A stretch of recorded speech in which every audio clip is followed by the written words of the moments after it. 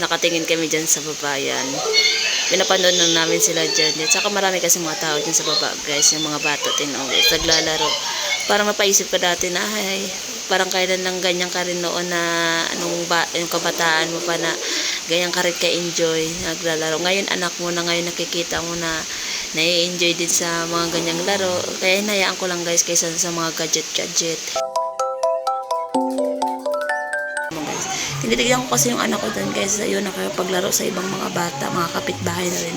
Mga kapitbahay lang din namin guys. Kaya hanggang dito na lang guys ang aking video guys. Salamat sa panonood na guys. Ito po ang aking YouTube channel guys. Like, share, comment, and subscribe na rin guys sa aking YouTube channel guys. Salamat, bye!